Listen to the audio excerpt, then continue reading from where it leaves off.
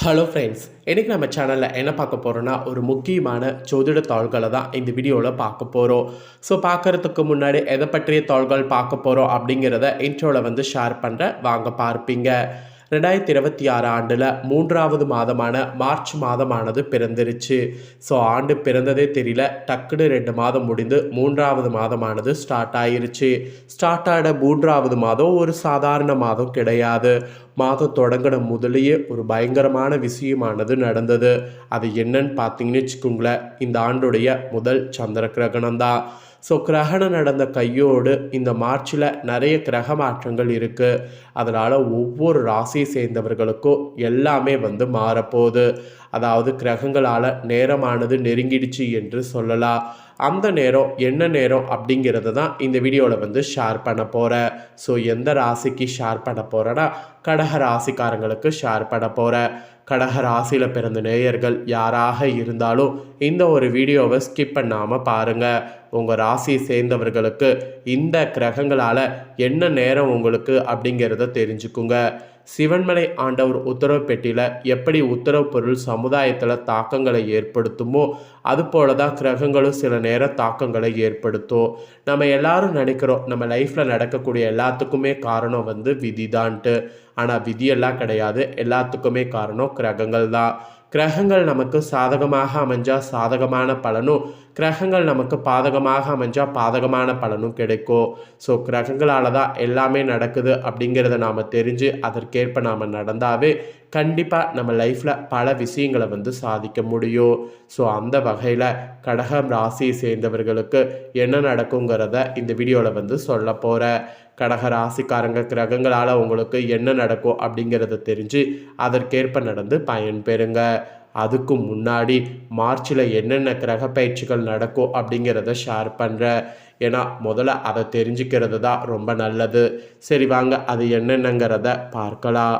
March மாதம் நிறைய விதமான கிரக பயிற்சிகள் நடக்க இருக்குது. இதனால் தொழில்துறையில் மாற்றங்கள் நிறைய காத்திருக்கு. இதில் யாருக்கு நல்லது யாருக்கு ஆபத்து அப்படிங்கிறத அந்தந்த ராசிக்காரங்க ஃபுல்லாக தெரிஞ்சுக்குங்க.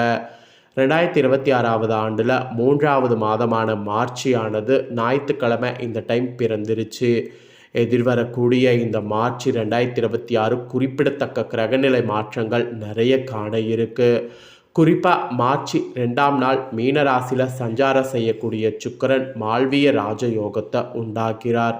தொடர்ந்து மிதுன ராசியில் சஞ்சாரம் செய்து வரக்கூடிய குரு பகவான் வகர நிவர்த்தி அடைகிறார்.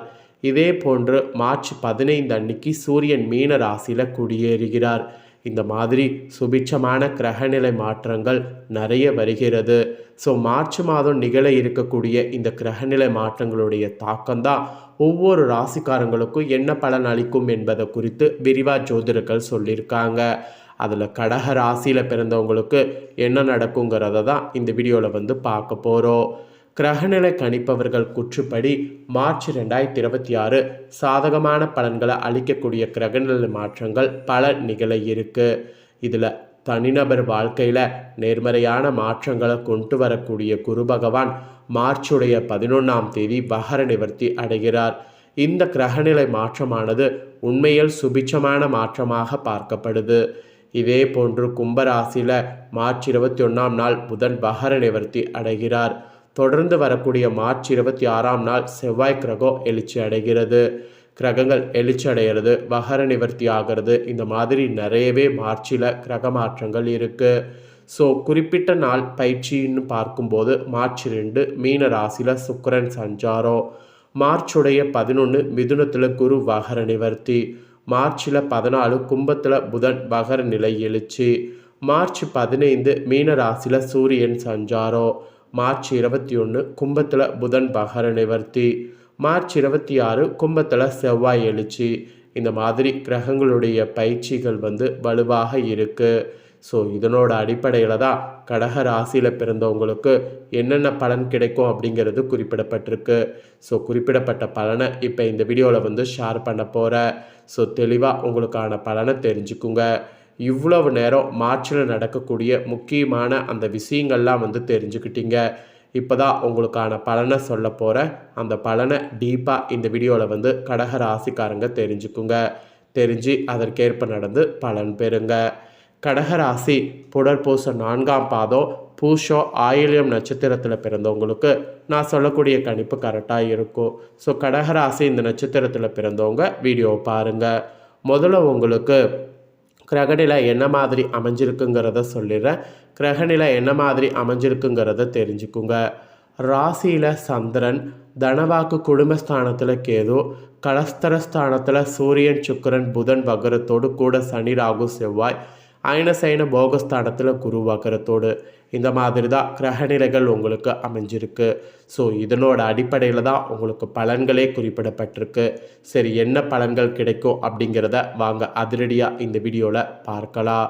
எதையுமே ஆழமாக யோசித்து திறமையோடு செய்து முடிக்கக்கூடிய கடக ராசிக்காரங்களே, இந்த மாதத்தில் தனாதிபதி சூரியன் மூலம் பணவரவு திருப்திகரமாக உங்களுக்கு இருக்கும். சாமர்த்தியமான பேச்சின் மூலம் இனிமையான காரியங்கள்லாம் வெற்றிகரமாக செய்வீங்க.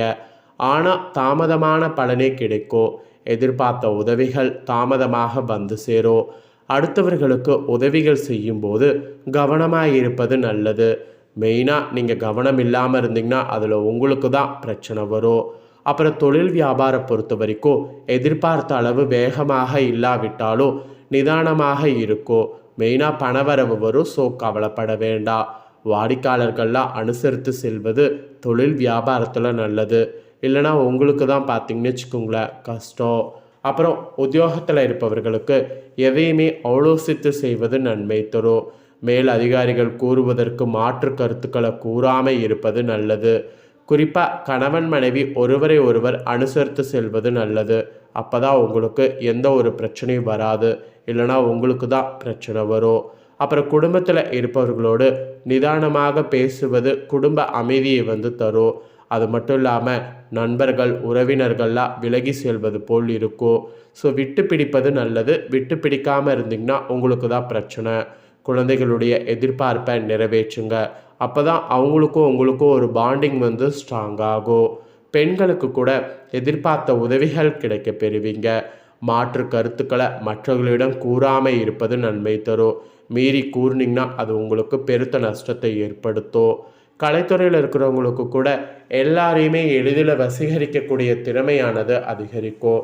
செல்வம் பல வழிகளில் உங்களுக்கு சேரும். வாக்குவன்மையால் எதையும் சிறப்பாக செய்து முடிப்பீங்க.